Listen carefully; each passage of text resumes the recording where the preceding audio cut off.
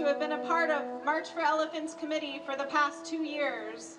Every member has worked fiercely on behalf of our beloved elephants and rhinos.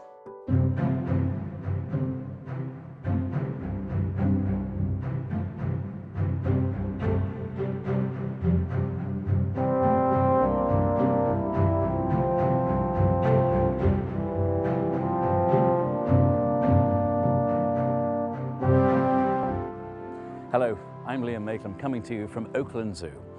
When it comes to elephants, Oakland Zoo is known to be outspoken, taking a stand for the largest land mammal on Earth and spreading the word about a species in peril. If the ivory crisis continues at the current rate, elephants will be extinct within the next 10 years or so. In October of 2014, staff and volunteers from the zoo joined the Global March for Elephants in San Francisco. On this day, more than 140 cities and thousands of people participated worldwide.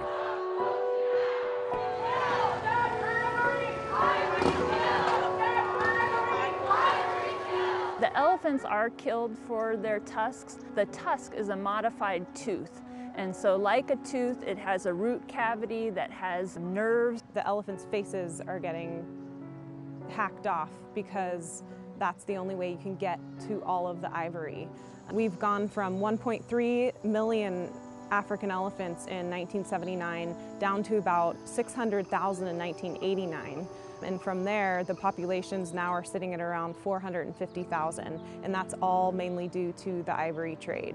But this march is only one avenue of many that Oakland Zoo is taking to rally support for an animal cared for deeply. This is my family. These are my kids. I don't have any kids of my own. I've always loved these guys ever since I first started working with them. It's hard to separate from them. It's hard to think about doing anything else. It's a family affair when it comes to managing the elephant program. Jeff Kinsley is married to Gina, the lead elephant keeper. His sister is Colleen, the zoo's director of animal care, conservation, and research. Right now we have 3 females, Donna here, and Lisa and Madunda. And then we also have our male Osh. So we have 4 elephants.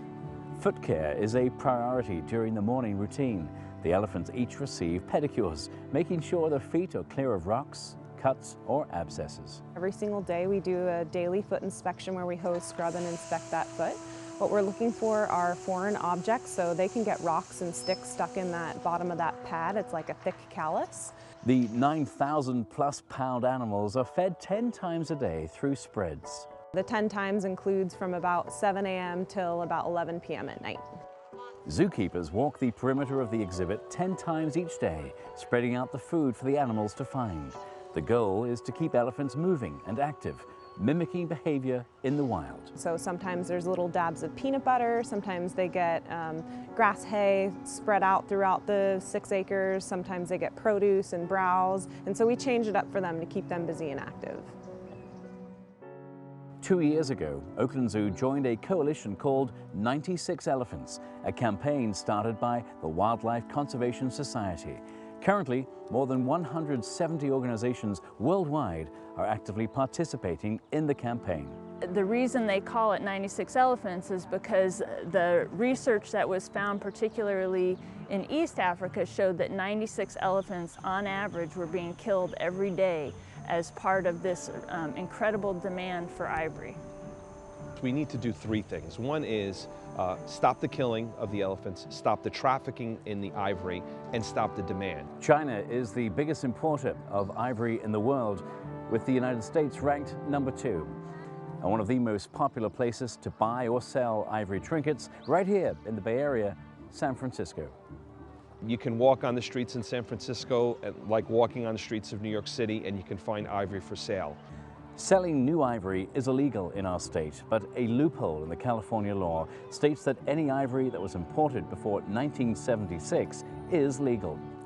And because illegal ivory sales are hard to enforce, they go unregulated, essentially making the demand for ivory greater on the black market. We prefer not talking about the value of ivory because we don't even want to give it a dollar number. The fact is that according to many sources, it's as valuable as heroin, it's as valuable as cocaine. But you know what, at the end of the day, that is not the only thing that we're thinking about. At the end of the day, every time you see a piece of ivory, it's a dead elephant. And that's what we need to be thinking about. In February of 2015, Dr. Parrott, President and CEO of Oakland Zoo, and Gina Kinsley, lead keeper, went to Sacramento to tell lawmakers what the ivory crisis is doing to elephants. With the help of the 96 Elephants Coalition partners, an ivory ban bill is being heard by California legislature called AB 96. If the bill passes, all ivory will become illegal in the state, which is a huge victory for elephants. If a state ban is put in place, it gives the prosecutors another opportunity to go against these organizations and these individuals. So if the federal government chooses not to go after a criminal, the state can. Do I want to be the generation that sees the extinction of this incredible animal? Do I want to have to look at my child and say it was my fault, it was our fault? And I feel that I have a greater responsibility working for a conservation organization. We have the responsibility to lead, and if we don't lead, then shame on us. Besides supporting a statewide ivory ban, Oakland Zoo was behind a local push to ban the bullhook from the city of Oakland. So this is a bullhook, and it's a tool that is used to control and discipline elephants. Even if it's not actively used, it's still a psychological barrier. A bullhook resembles a fire poke. It's used to inflict pain on elephants, allowing trainers to show dominance over these massive animals. It is a practice Oakland Zoo, as an organization, moved away from more than 2 decades ago. We had a very serious incident with an elephant in January of '91, where we had a keeper that had worked with the elephants for a long time was killed by our male elephant. That tragic accident triggered change, and an entirely new approach to managing elephants was instituted. We care for the elephants here in the Oakland Zoo in a system called Protected Contact, and it was developed over 20 years ago now, and it's a system that's used by most zoos, but the Oakland Zoo was the first zoo in the United States to use this system with all of their elephants. We are purely in a protected contact management style. So in protected contact, we use what's called a target pole, and it's generally any kind of a stick or some sort of a pole with some sort of padded soft end. Ours is just kind of tissue paper wrapped in duct tape. It allows us to interact with the elephants, provide them with all of the husbandry and medical care that they need, but our interactions are through a barrier, and it's completely voluntary on the elephant's part. With these devices, we can keep a safe distance and be able to still work the elephants the way that we need to. If the elephant, for some reason, is frustrated or angry or spooked, the keeper is not in danger. But it's also better for the elephant because there's no dominance, there's no physical discipline. The system is based entirely upon trust and cooperation and the elephant wanting to participate. Being safe and the elephants being treated like the way that they should be treated and left alone to be able to more or less live a life like an elephant should live is kind of the Oakland way. In November of 2014, the zoo, along with the East Bay SPCA and Humanity Through Education, hosted a press conference urging members of the City Council to ban bullhooks in the city of Oakland. The ban was sponsored by council members Gaio and Kalb. During the press conference, video of circus elephants being abused with bullhooks was shown to demonstrate why the ban should be supported.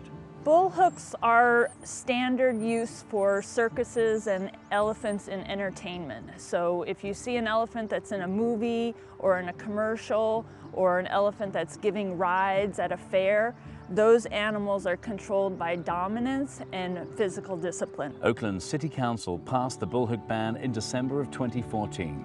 Oakland followed Los Angeles to become the second major city in California to ban bullhooks. It was very important that there be a ban in Oakland because the circus regularly comes to Oakland. In March of 2015, Ringling Brothers and Barnum and Bailey Circus announced they will be phasing out elephants. By 2018, elephants will no longer perform under the big top.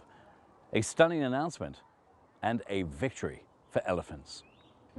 Coming up. Once they're gone here, then they're not going to be here anymore.